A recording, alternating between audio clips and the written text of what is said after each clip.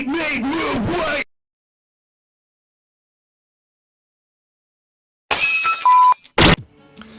What if I told you that anybody that starts a sentence off with, what if I told you, is going to tell you a very specific kind of lie?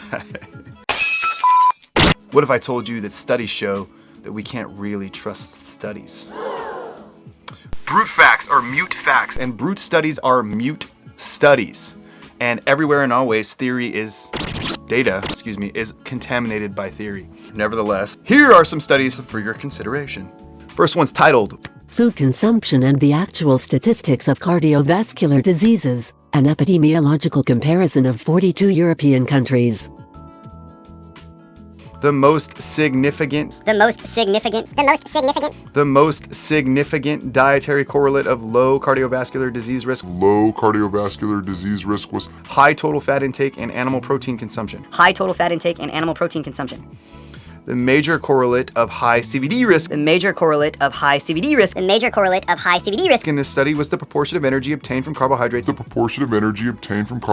and alcohol, or from potato and cereal carbohydrates. I don't know why you'd lump potatoes in with cereals, but whatever. Our results do not support the association between CVDs and saturated fat.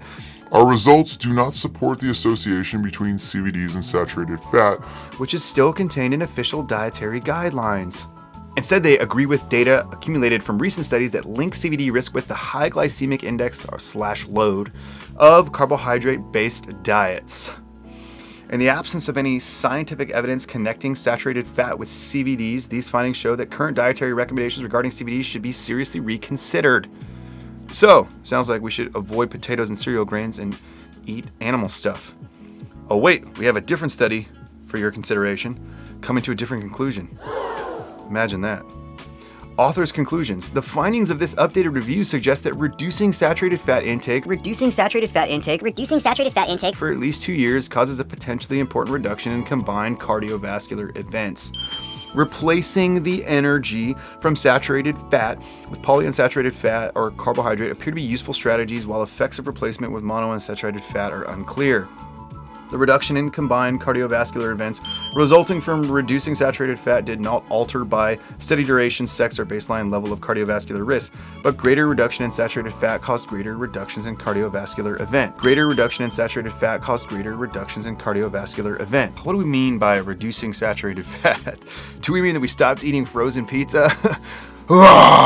This is why I don't do the study thing, which we've gone over 1,000 times, but even worse, I should explain to you what the Cochrane organization is and the studies they put out and how they're like the gold standard, and how 𝙀𝙧𝙧𝙯 interprets their studies versus how Joel Kahn, a vegan, interprets these the exact opposite. Joel says the fat wars are over and saturated fat is a killer. There's a link in the description to that piece down below. And if you want, there's a link in the description to 𝙀𝙧𝙧𝙯's piece as well. This shit is fucking confusing, right? Even if you try to make sense of all the data and you devote yourself to it full time, right? It's a full-time task. It's still confusing if you're open-minded, right? This is what I try to do here, is make sense of all this for you in the easiest way possible. It doesn't seem like these studies are really helping us to figure out what to eat. It's my opinion that this is how we should approach everything, however. We should feel a little bit intimidated. We should feel a little bit burdened. We should feel a little bit in awe at the enormity of the task. That's how experience should always feel to you, man, like a permanent acid trip. When we feel this way, it means that we've almost overcome attachment to our beliefs and our biases.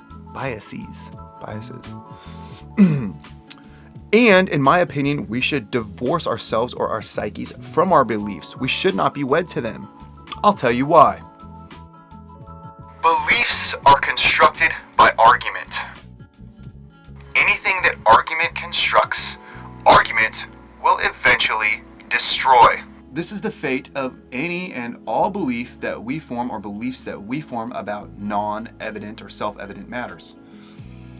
Building your personality or your psyche on top of this shaky foundation is therefore a pretty unwise maneuver. All belief is destined ultimately to be deconstructed by argument and your personality with it unless you choose a more sure foundation to build your personality on. Understanding this fact is how we have genuine epistemic humility. Humility is how we remain open to instruction, change, growth. Having a personality. A set of beliefs is not a fucking personality anyway. Open systems are capable of fluidity in the metaphorical sense. See my Water is Life video for more on this subject. Open systems are alive. Beliefs are dead. Beliefs are necrotic. To not have epistemic humility, to not have that, is to be ideological. To be ideological is to be intellectually dehydrated, stiff, rigid. Ideology, therefore, is stasis, and the difference between stasis and death are minimal. Ideology, therefore, then, is a closed web of beliefs impenetrable to new experience. Ideology is death. Choose life, family. Okay, now that we're totally fucking confused about what we're talking about and about what to eat, and you're probably wondering where the hell I'm gonna go with this, let's make it a little worse. We're going to use a clip from one of my favorite vegan YouTubers who I very much respect. You should go like and subscribe and hang out on his channel. Watch his videos, they're good. As a jumping off point today. Well, we already jumped off a long time ago. As a second jumping off point for video number 2. In this clip, he perfectly exemplifies the beginnings of epistemic humility, the first stage that we're talking about, openness. Here it is, anyway, rolling. Here's the thing. Paul looks like he could be 𝙃𝙧𝙧𝙩𝙯's brother. Both are good-looking 40-something doctors with great physiques who publish best-selling books with completely opposing messages. Will is all about plant-heavy diets like the Mediterranean or whole-plant vegan, whereas Paul is all meat all the time. How's a consumer with no scientific or medical background to figure out who got it right? Both are great guys who believe they're on missions to improve the world. But their messages are so opposite, there's no room for both to be right. This is precisely the kind of situation that nutritional Pyrrhonism, right? The nutritional dialectics that openness to humility, or that epistemic humility is built to handle. He says, quote, their messages are so opposite, there's no room for both of them to be right. Right here, he has just shown us so perfectly, in perfect relief, the first of the 5 tropes of Agrippa, which is something that Pyrrhonists use. That trope is dissent. This is the phrasing. The uncertainty demonstrated by the differences of opinions among philosophers and people in general. According to the mode deriving from dispute or dissent, we find that undecidable dissension about the matter proposed has come about both in ordinary life and among philosophers. Because of this, we are not able to choose or to rule anything out, and we end up with suspension of judgment. Obviously, that would be impossible because we have to eat. So, however, sometimes we can go past suspension of judgment. And how do we do that? Well, we pull back and we take a wider view. And this is what I was talking about before with thesis, antithesis, synthesis, or abstract, negative, concrete. This is exactly where we do that. This is how we do nutritional dialectics, people. Sometimes when we take a wider view, the truth of the matter then becomes self-evident and we can stop refraining or suspending our judgment. If we find, however, enough intelligent people that keep disagreeing intensely enough about our new synthesis or our new concrete that we've moved to through dialectics, we might have to keep iterating or repeating this process until we find true consensus. In fact, and I know this is crazy, but hear me out here, we might have to do this about everything that we believe forever, the entire time we're alive. Or you can be an ideological prick if you feel like you be a total asshole. No one's gonna care. We either eventually arrive at something that's self-evident, at least that we're comfortable with, that feels self-evident to us, that everybody understands or is capable of understanding in the I can break it down for you like Feynman kind of a way. Or we remain epistemically humble and skeptical until we do so. And that's what I'm trying to build here, is a community of people that do that, right? When anomalies, though, like this start adding up, the existence of both really healthy-looking carnivores and really healthy-looking fiber-fueled vegans, that's when a breakthrough is about to be made, right? At least it has been historically in physics and with science. So that's what we're going to have to do today. It's breakthrough time, family.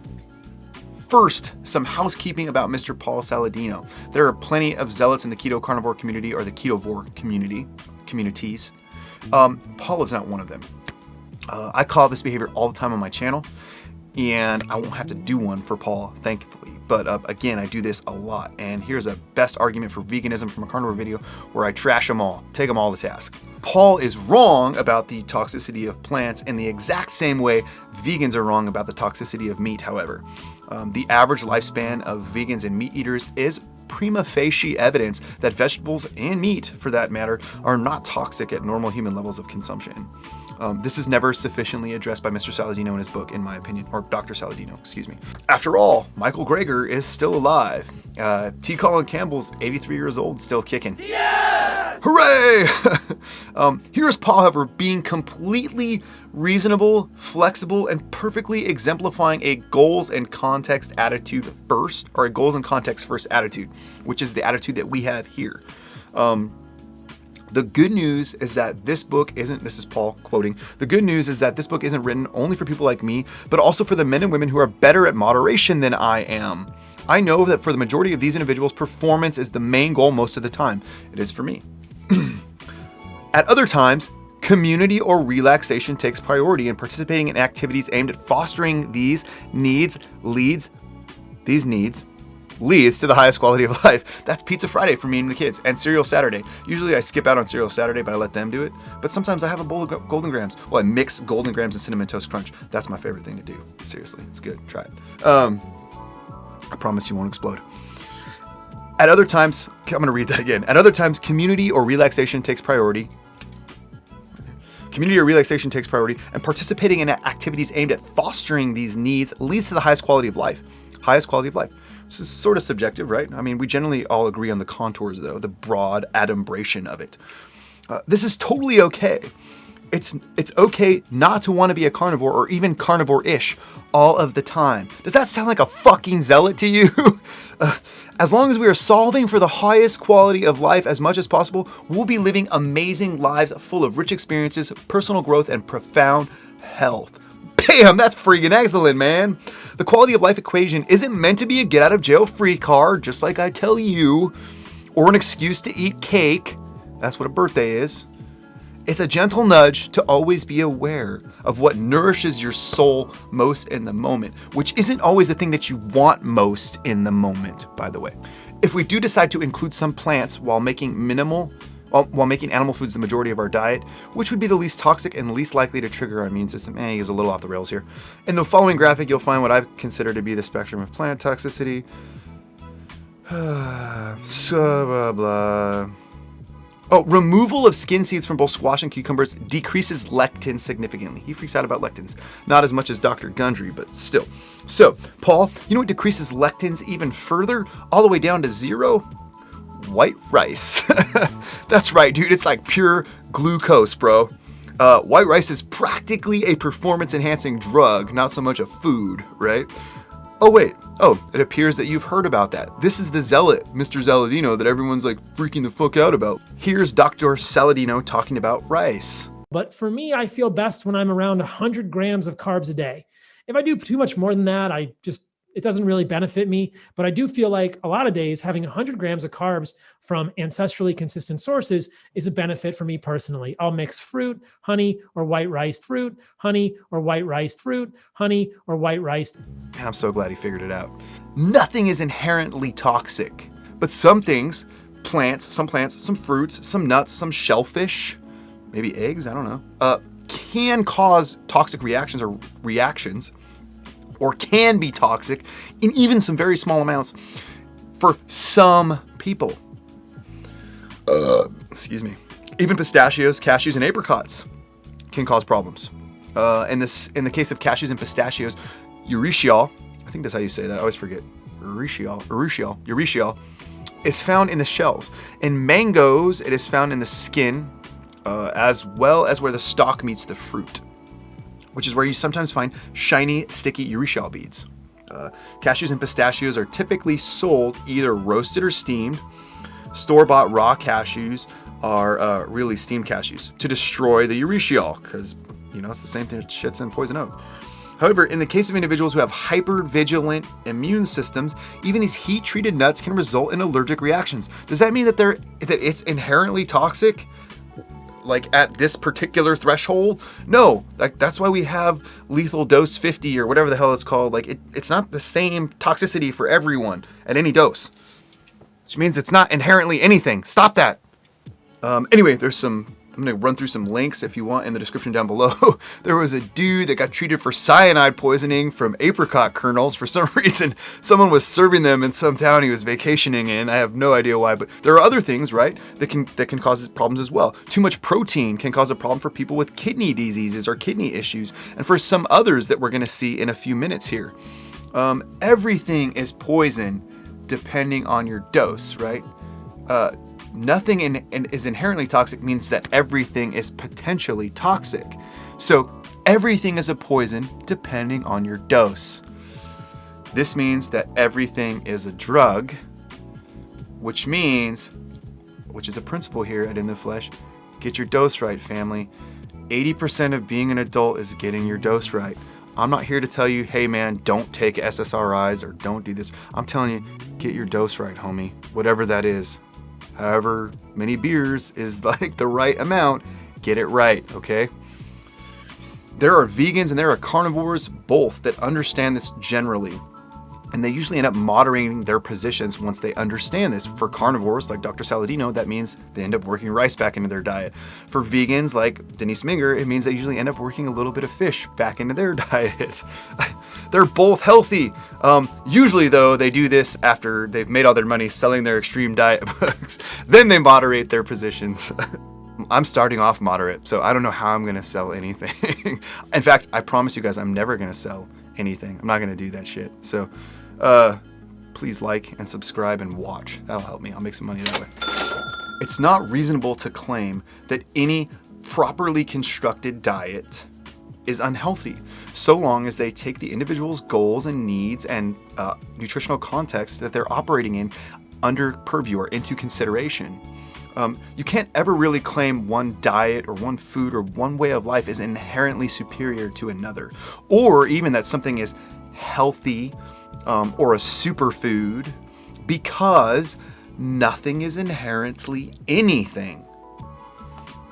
Suggesting that the opposite or suggesting that it is very much often a thought-terminating cliche.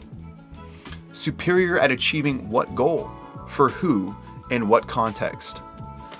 It's always a question of the person, their goals, their allergies, their religion, their ethics, and the context they're operating in. Hell, their fucking budget. I can't afford ribeye every night. Dude, I got 4 kids, guys. 4 kids. I want filet mignon, but it's $18.99 a pound, man. We all of us, man, this is why you need to empathize with everyone. We all start with the abstract. That's not going to be right the first go. We work through the negative and we work to the concrete and we iterate. For instance, a lot of us paleo are carnivore-ish types. Like I said, we tried keto, we tried carnivore, we tried ketovore, and we did the N-1 on ourselves. We did the studies, we did the research, and we felt the huge drop in performance that occurred, and we lost muscle mass, and consequently, we ended up working starch back into our diets a la Saladino. It isn't because I didn't carnivore hard enough, bro. Like, it's so shitty when vegans do that. Like, oh, you just didn't vegan hard enough. Yes, we did. We tried. We couldn't do it, man. So, personally, I can't eat too many vegetables or beans. It's basically against my religion. How could veganism possibly be a superior way of life for me? And in my opinion, it's my sacred duty to kill and eat living things. I can't be a vegan. It just doesn't work. Similarly, a lot of vegans that I know worked through their own abstract, negative, concrete situation and came to similar conclusions and still eat mostly veganish. They just don't scream about it as much. This often involves, like Denise Minger, I mentioned earlier, a whole foods or a whole plant food-based diet with a little bit of fish in it, right? Or austro-veganism, like shellfish don't have central nervous systems. They can't feel anything, guys. PKU. This is a great example that I've used before and will use again many times, and I haven't even tipped my whole hand about what I'm going to say about all this in any of my videos yet. It ties a lot of these concepts together. And that is phenylketonuria, PKU, phenylketonuria. Phenylketonuria, or PKU, is an inborn error of metabolism that supposedly is genetic, although that's not entirely true, but we're going to avoid that for now. We're just going to pretend it's a single gene error that causes this metabolism error. Basically what happens is that in the metabolisms of people that have this, they cannot process properly the amino acid phenylalanine. Untreated PKU can lead to intellectual disability, seizures, behavioral problems, mental disorders, and a smelly, very musty smell, and lighter skin. It does something to the melatonin or melanin in people's skin. PKU is a disease that makes prioritizing protein pretty fucking hard, bros. My methods of prioritizing protein, eating meat, and moving weight, they do not work for people that have this disease. So how exactly is my method, which involves prioritizing protein in a specific way, inherently superior?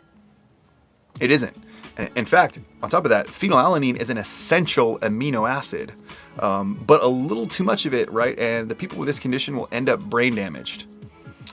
So they have to follow a special diet their entire lives. They often struggle with this when they become teenagers and rebel, because we've kind of worked out the details of this. And it's a sad place to be in. It is. I feel bad for these people, but I also feel great for them that they don't get retarded and die anymore. They just have to eat right. But what's right for them is not what's right for me. Now, often people with PKU also have to limit their intake of even lower protein foods. And I'm talking about foods like certain fruits and vegetables. Does this mean that fruit or protein or vegetables are inherently toxic?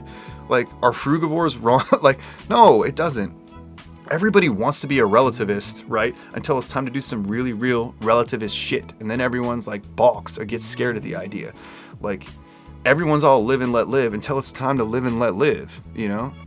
The Adventists, the Seventh-day Adventists, moving on, are proof that being a light meat eater, a pescatarian, a lacto-ovo-vegetarian, or even a vegan is not toxic for people in general. Toxic.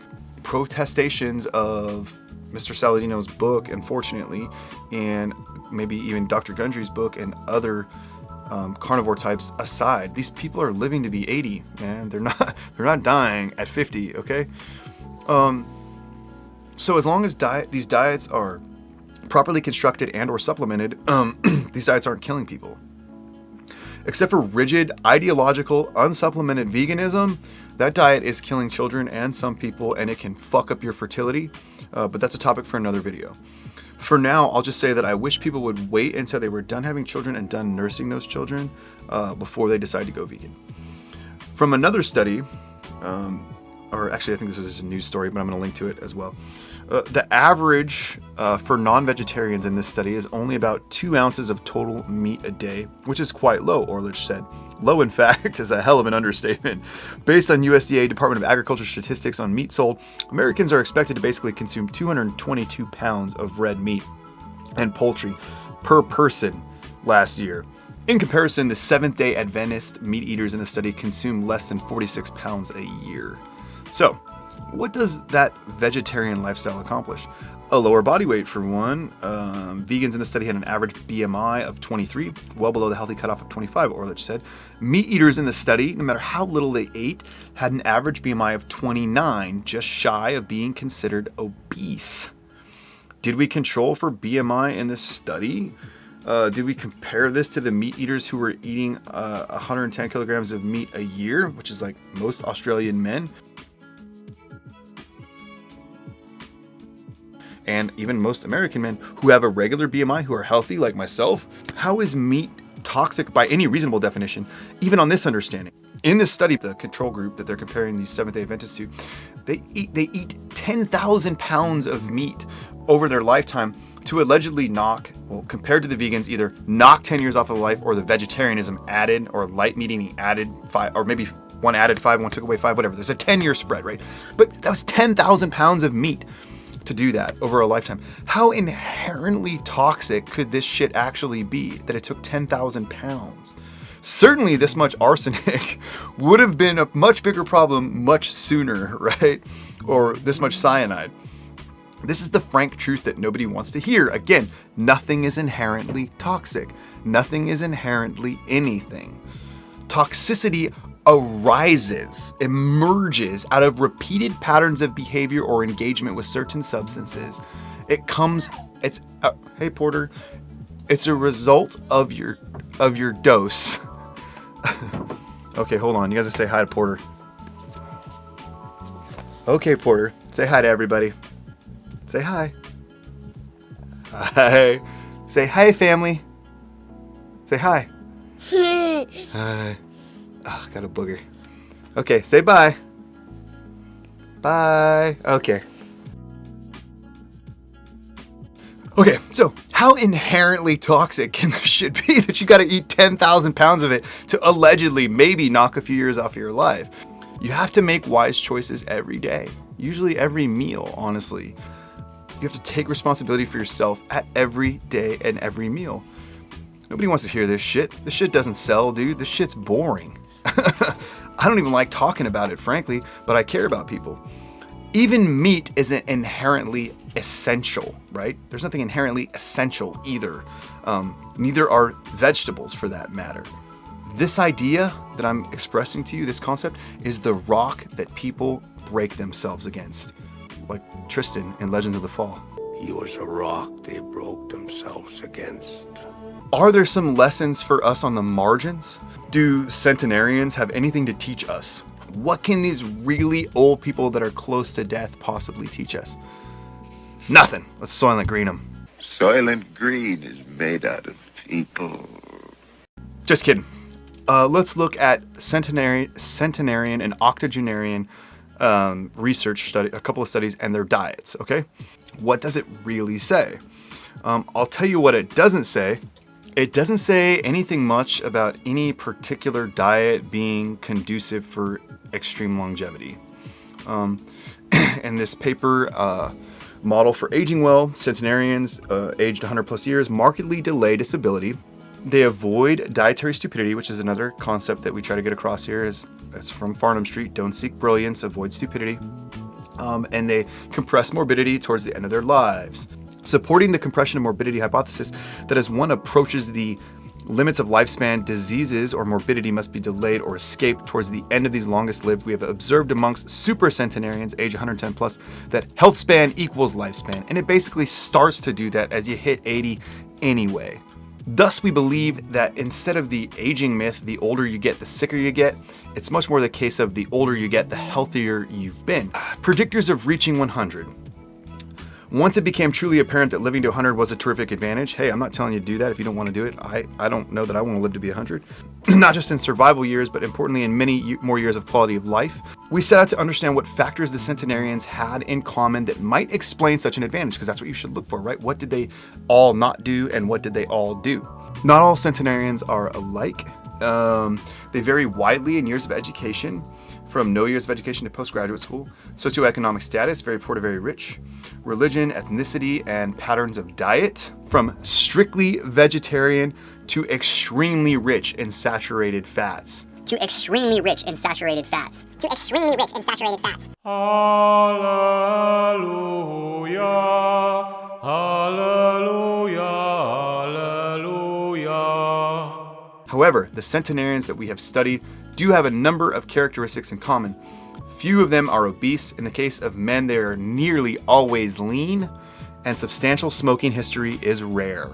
So as far as making it to 100 goes, which should apply to just making it as long as possible, don't get fat and don't smoke, stay mobile, and stay mentally sharp. These are about the only things that you can control. Friendly reminder, even if you do all that, 0.0173% of all Americans make it to 100 plus. And just one more study for good measure to just confuse you again a little bit. Junk food eaters that make it disease-free. Dietary patterns in the healthy oldest old and the healthy aging study in the Canadian longitudinal study of aging, which was a cohort study. So they followed different cohorts around for a while. The results basically discovered that 2 dietary patterns were identified: a Western diet characterized by French fries, red meat, processed meat, and a nutrient-rich diet which included fruits, vegetables, whole grains, nuts, and seeds. I don't see why you couldn't have both. Among other healthy food choices, higher scores for both dietary patterns were associated with increased odds of being an SS, which in this study is a super senior. However, only the Western dietary pattern remained associated with adjustment for covariates. Our finding adds to the limited evidence on dietary intake among the healthiest oldest old, but it is unclear. Oh, and these are people that were, by the way, who were 85 years or older. It is unclear whether associations reflect generational differences between groups or possible contributions to longevity. So basically, these people ate like shit and they lived to be over 85. Do these centenarians have anything to teach us, right? These ones eating junk food? I don't know. One last one to get a little bit more confusing. The oldest female athlete at the games, this is from this news story here. The oldest female athlete at the games, Miss Frith 100, said she would not be celebrating in the modern way since she neither drinks nor smokes. No smoking. But she also detests vegetables, advising those who wish to achieve her longevity, don't eat vegetables, because I never eat vegetables. I never have. Couldn't be that essential then, could they? Are you saying what? This lady's going to live to be 150 if she ate vegetables? The games are open to people of all abilities aged over 35. Miss Frith, again from Brisbane, this is important, this is the mobility aspect, trains 5 days a week, bench pressing 80-pound weights and practicing the hammer throw, the javelin, and shot put. I just think each year is another year, she said. You just got to enjoy each day and let the years go by. So, translation. There ain't no special sauce, homies. You just got to not get fat and keep moving, right? Eat meat, move weight. Takeaways. We're almost done, man. Takeaways. My throat hurts from talking so much. I'm not even going to be able to batch record today. This video is so long. Takeaways. Don't seek dietary brilliance. Don't seek perfectionism. Don't try to remove every last toxin from your diet. Don't be thinking about organic and gluten-free and whatever before thinking about the macro composition of your individual meals and your protein target for the day. Don't be micro-focused. That would be not nutritionally Keynesian. That would be something else, okay? We're not micro-focused. Don't seek to hit arbitrary targets. The only target that does matter, that's arbitrary, kind of, it's not really arbitrary, is staying sexy. And I have a video where I'm gonna talk about that, 2-part video. You're gonna be able to see that when I'm done with it. Avoid dietary stupidity. That means don't get fat and don't smoke. Okay, that's it. There are 3 real goals here. Avoid diabesity. That's diabetes and the complications of obesity, which means, again, eat meat, don't get fat. If you're a vegan, my vegan family, prioritize protein in whatever way you see fit, probably soybeans or I don't know, whatever you guys eat for protein. Secondly, avoid physical disability, that's immobility. That means move weight. That means do it well. That means find good movement patterns. And if you have to take the 10,000 reps to ungroove that pattern that you grooved, or 100,000 reps that you grooved, or 2 million rep pattern that you grooved walking inappropriately, figure your mobility out, okay? Eat meat, move weight. Third thing, avoid mental degeneration. That means read books, preferably books about eating meat and moving weight. However, all these things are really just one thing when you really think about it, and that's mobility or fluidity. Water or fluidity or mobility is actually a proxy for life. It's a good way to measure life. Vegan family, you can do all these things without animal products with the right supplementation. You can. However, again, rest of my family, eating animal products, mostly animal products, and adjusting your carbs, your white rice and your potatoes, your starch levels as necessary for your activity levels is the best and most efficient way to achieve these goals, or this singular goal of fluid movement. For the multitudinous reasons that I outline in all of my other videos, which is now actually a pretty significant library. I still have a plan to avoid degeneration for as long as possible, to stay fluid, but there are still limits. Remember the upper limit that we talked about earlier? Your neurons are eventually gonna die, and you're gonna die. What's the plan? What's your plan to do it well, to live well so that you can die well? My plan: beef, rice, weights, and books. Sushi, sometimes I like sushi. The living, those that are truly alive, we're ready to die. Are you ready to live? Let me know down in the comments. I know this one was big. Thanks for sticking with me. I appreciate it. Don't forget that you're beautiful, capable, and strong, which means that you're good enough for whatever fate cooks up and sends your way, and you need to carry that with you this week as you go about your business. It's your boy Danny reminding you to eat meat, move weight, and say you to Shiva. Chakadoos.